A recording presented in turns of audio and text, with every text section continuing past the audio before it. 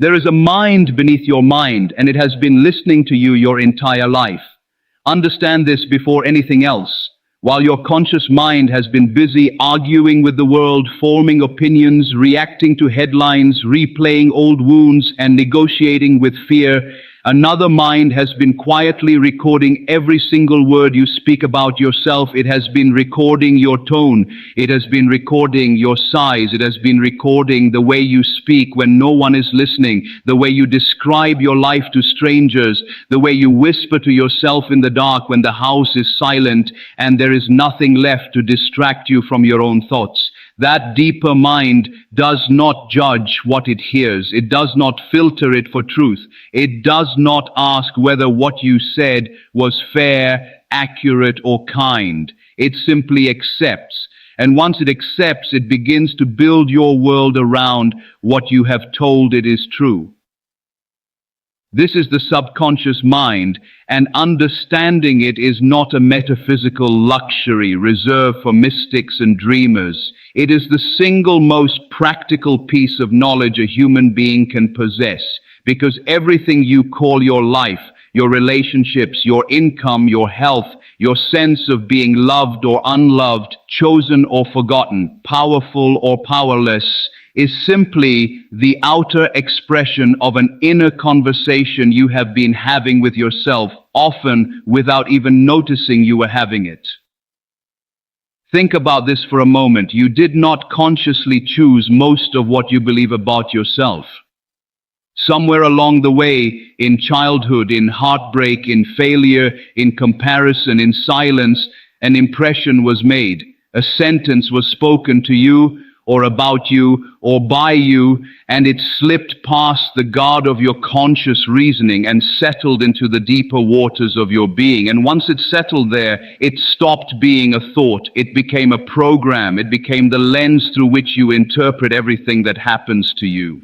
This is why two people can experience the exact same circumstance, the same rejection, the same opportunity, the same closed door, and walk away with entirely different realities. One walks away wounded, confirmed in their belief that life is against them. The other walks away curious, confirmed in their belief that everything is working out for them. The circumstance was identical. The subconscious interpretation was not. And it is the interpretation, not the circumstance, that becomes your experience. Let that sink into your spirit. You have never actually been responding to the world as it is. You have been responding to the world as your subconscious has been trained to perceive it. Which means the world you are living in right now, in this very moment, is not simply happening to you. It is being filtered through you, shaped by you, and in a very real sense, authored by you, whether you realize it or not. Now you might be asking, if this deeper mind has such tremendous power over my life, why does it feel like I have no control over it? Why do I keep attracting the same disappointments, the same patterns, the same doors closing in my face, even when I consciously want something different? This is the question that every serious seeker eventually arrives at. And it is the exact question this journey is going to answer slowly, patiently, until it becomes not just something you understand intellectually, but something you feel in your bones. The truth is, your subconscious mind does not respond to what you want. It responds to what you assume. Wanting is a conscious activity. It lives on the surface. It is the mind saying, I would like this to be different. But assumption lives beneath wanting. Assumption is the quiet, settled conviction about what is true, about who you are, about what you deserve, about what is or is not possible for someone like you. And here is the profound and sometimes uncomfortable truth. You can want something with your whole heart and still be assuming its opposite with your whole being. This is why so many sincere, hardworking, good-hearted people struggle for years without seeing the change they long for.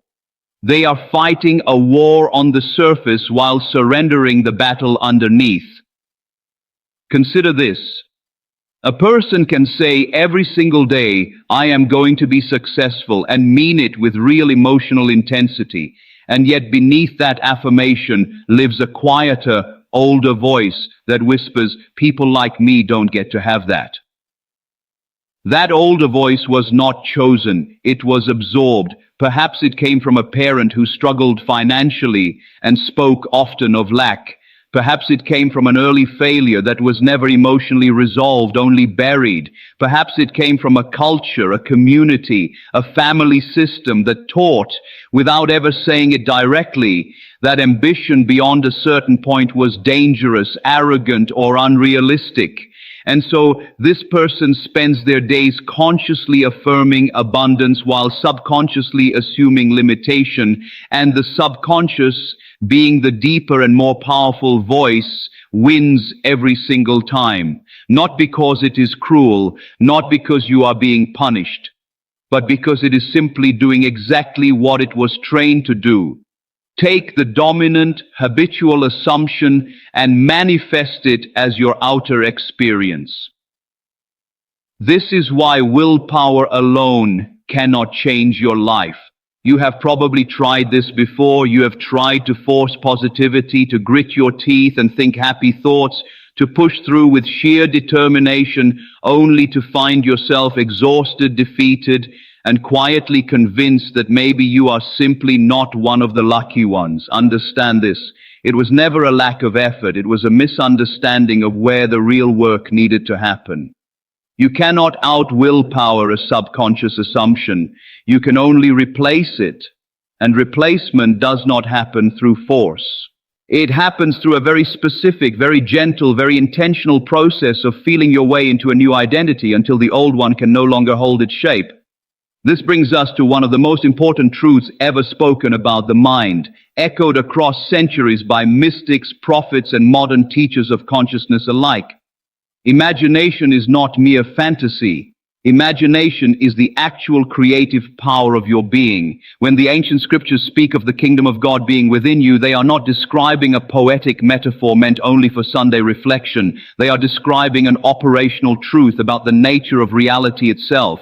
The kingdom, the seat of creative power, the place where all things are formed before they appear, lives inside your own consciousness, not somewhere beyond the clouds, not in some far-off future reward. Within you. Right now, in the very imagination you have been using carelessly, unconsciously for your entire life, without ever realizing you are holding the instrument of creation in your own hands. You must realize that every structure in the visible world first existed as an assumption in someone's invisible world. The building you live near, the technology in your pocket, the relationship you are in, the career you occupy, every single one of these began as a feeling accepted as real before it had any evidence of being real. This is not a coincidence.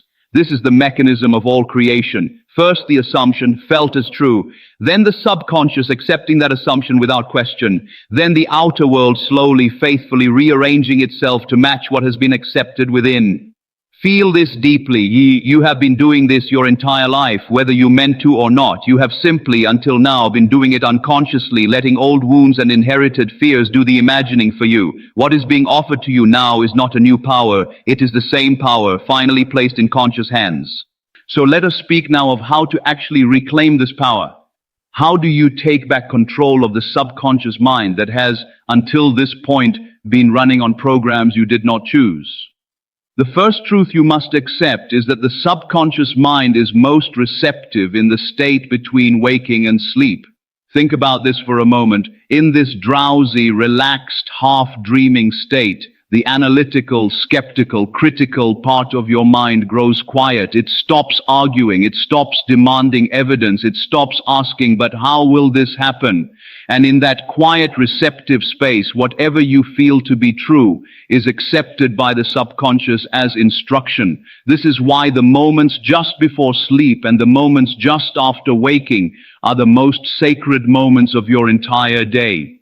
What you allow yourself to feel in those moments is being planted directly into the soil of your deeper mind, and it will grow exactly as planted into your circumstances. Notice what happens when you go to bed each night, replaying the day's frustrations, rehearsing arguments that already happened, worrying about tomorrow's obligations. You are, without realizing it, using the most powerful creative window of your day to plant seeds of anxiety, lack, and conflict, and then you are surprised when tomorrow brings more of the same. The subconscious was not being cruel, it was being obedient. It took exactly what you gave it and multiplied it into form. Now imagine instead using that same window with intention. Imagine lying in bed, body relaxed, breath slow, and instead of replaying what went wrong, you begin to feel, not think, but feel what it would be like if what you desired were already true. Not straining for it, not gripping it with desperate need, simply relaxing into the feeling of it the way you would relax into a memory. This is the secret so many miss. The subconscious mind does not distinguish between a vividly felt imaginary scene and a vividly felt real memory. To your deeper mind, a scene imagined with real sensory detail and real emotional conviction is indistinguishable from an event actually lived. This is why imagination, used correctly, is not wishful thinking. It is a form of remembering the future before it has arrived. Let this settle within you. You are not asking your subconscious to believe something false. You are teaching it something true, true not yet in the outer world of appearances, but true in the deeper world of causes, which always precedes and produces the world of effects. The outer world you see is simply yesterday's inner world matured and made visible, which means the inner world you are living in right now, today, in this very moment, is quietly becoming tomorrow's outer world. You're always creating. The only question that matters is whether you are creating consciously or unconsciously. You must realize also that the subconscious mind speaks and responds most powerfully to identity, not to circumstance. It does not primarily care what you want to happen. It cares who you believe yourself to be. This is why simply desiring more money without addressing your underlying self-concept rarely produces lasting change. Money that comes to a person who has not shifted their identity around worth and abundance tends to vanish as quickly as it came, or it arrives wrapped in stress, guilt, or chaos, because the subconscious is simply trying to bring the outer circumstance back into alignment with the inner identity. This is why lottery winners so often lose their winnings within a few short years. The circumstance changed overnight. The identity did not. And the subconscious, ever faithful to its deepest assumption, worked tirelessly to restore the correct reality, the one that matched who the person believed themselves to be underneath the temporary windfall. This is why the real work, the work that actually changes a life permanently, is never about chasing circumstances. It is about assuming the identity of the person to whom those circumstances would naturally belong. Ask yourself honestly, not who do I want to become, but who am I already secretly assuming myself to be in the quiet places where no one is watching?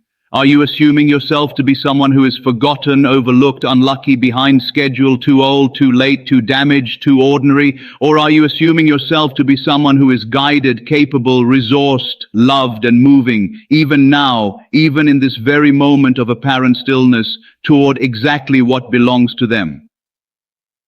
Understand this. Your outer life, in every detail, is simply the physical autobiography of your subconscious self-concept.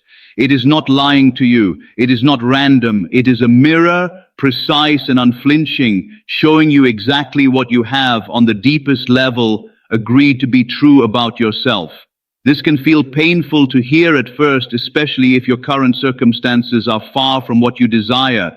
But feel this deeply. This same truth that may feel painful in this moment is also the most liberating truth you will ever encounter, because it means nothing outside of you holds the final authority over your life.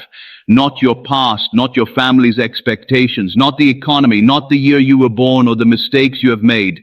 The only true authority is the assumption you choose moment by moment to hold and feel as real within your own consciousness. Now let us go deeper still, because knowing this intellectually is not the same as embodying it, and embodiment is where transformation actually lives. The subconscious mind is reprogrammed not through information but through repetition combined with genuine feeling. This is why simply reading about these principles, nodding along, feeling briefly inspired, and then returning to old patterns of thought changes almost nothing. The subconscious does not respond to a single powerful insight. It responds to a feeling repeated until it becomes familiar, until it becomes home. Consider how your current limiting beliefs were formed in the first place.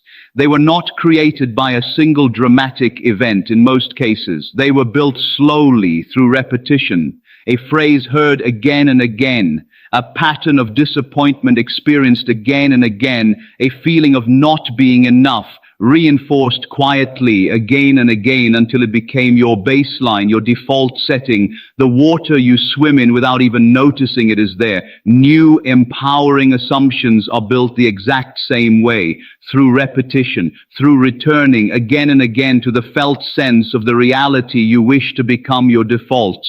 This is why nightly practice matters so profoundly.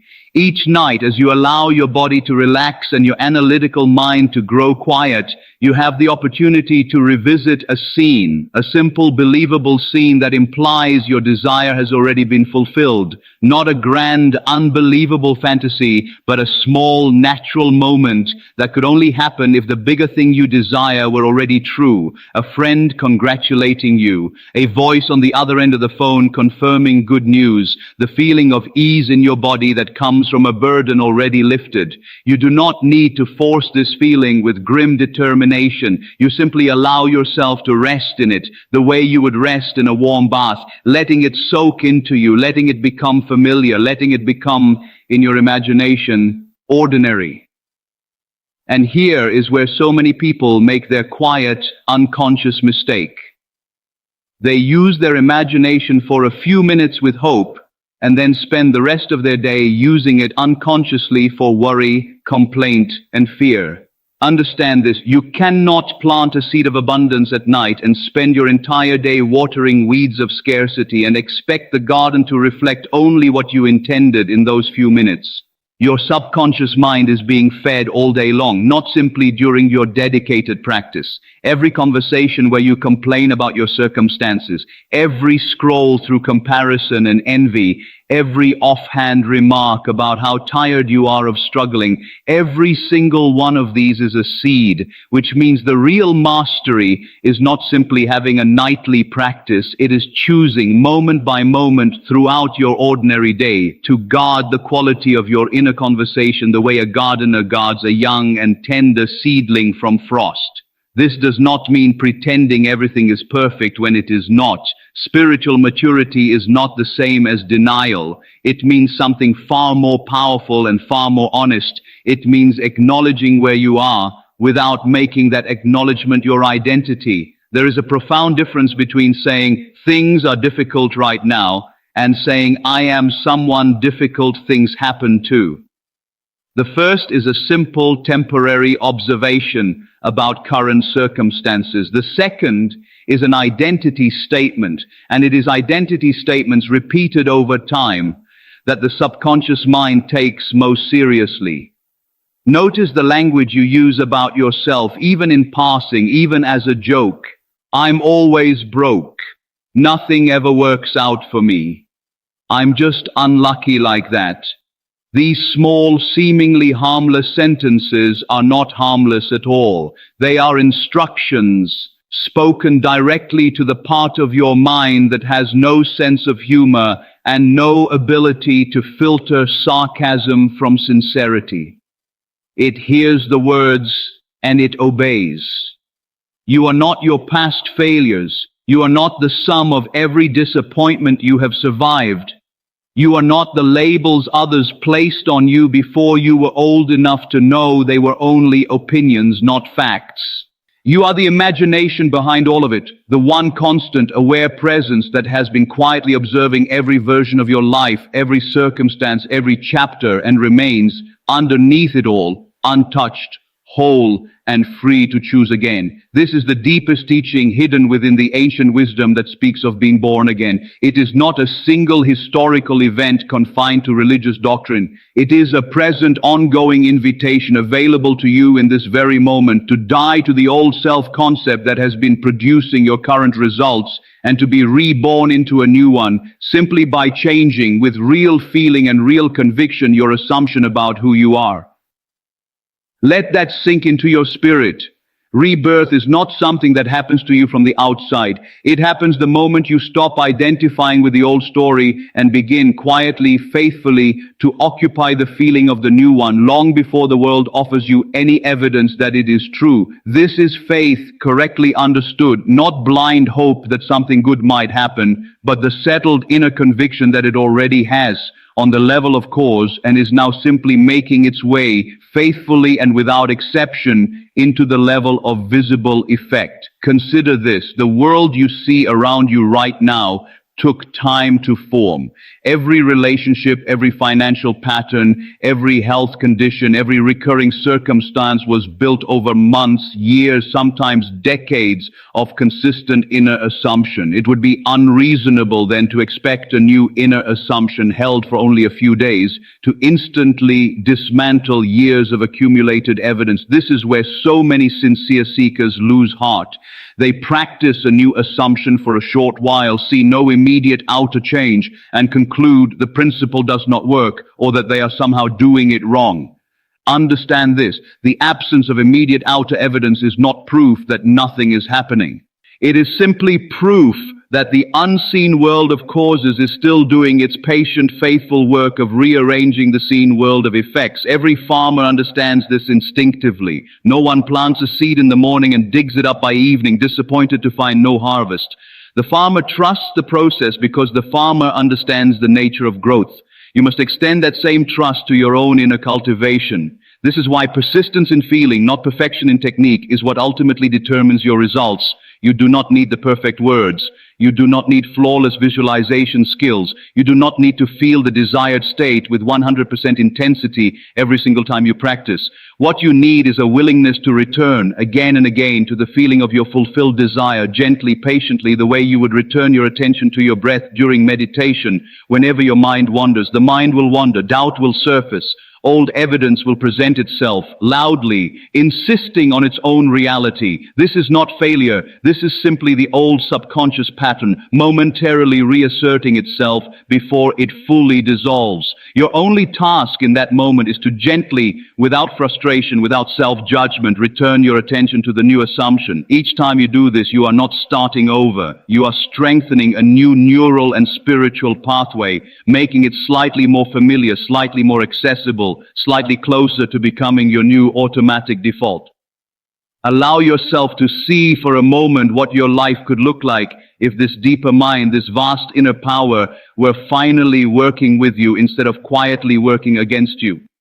Imagine waking each morning not with dread about what the day might bring, but with quiet, settled anticipation, because you understand at the deepest level of your being that the day is simply an unfolding of the assumptions you have been faithfully feeding your subconscious.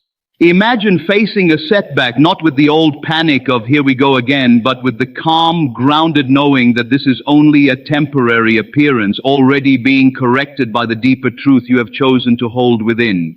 Imagine speaking about your future, not with the tentative, hopeful language of someone begging the universe for permission, but with the quiet, unshakable authority of someone who already knows, because they have already felt it, already lived it internally, long before the world caught up to confirm it. This is not arrogance. This is not delusion. This is simply remembering something ancient, something written into the deepest wisdom traditions of humanity, something whispered by every mystic, every prophet, every awakened teacher who ever walked this earth. You were never meant to be a passive victim of circumstance. You were designed from the very beginning to be a deliberate creator, working through the instrument of your own consciousness in partnership with a deeper mind that has been faithfully waiting this entire time for clear, consistent, emotionally convincing instruction.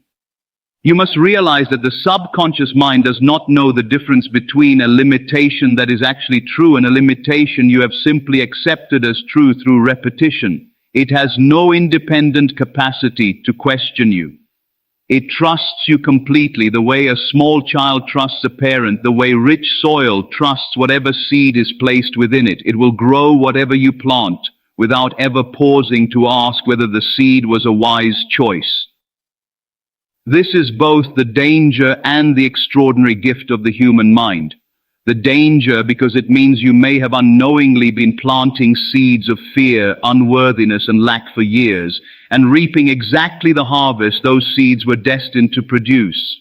The gift, because it means the same soil that has grown weeds of limitation for years can, from this very moment forward, be replanted, and it will grow with the exact same faithfulness, an entirely new harvest of abundance, peace, love, and fulfillment, simply because you chose deliberately and repeatedly to plant something different. Notice what happens when you begin to take full responsibility for this inner gardening. Blame begins to lose its grip on you, not because circumstances were never unfair, some genuinely were, but because you begin to understand that your power was never actually located in the fairness of your circumstances. It was always located in your response to them, in the assumption you chose to carry forward from them. This is true freedom, spiritually understood, not the freedom to control every external event which no human being has ever truly possessed, but the freedom to choose in every moment the inner state through which you interpret and respond to whatever life presents. This freedom cannot be taken from you by any person, any circumstance, any economy, any diagnosis, any rejection.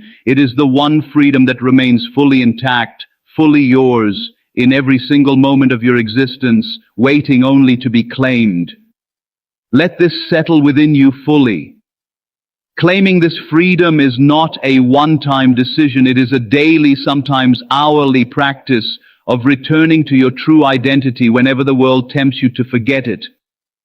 This is why spiritual teachers throughout history have emphasized practices like prayer, meditation, and quiet reflection, not as religious obligations to be performed out of guilt, but as practical, essential tools for continually realigning your inner state with your highest, truest assumption of who you are and what you are here to experience.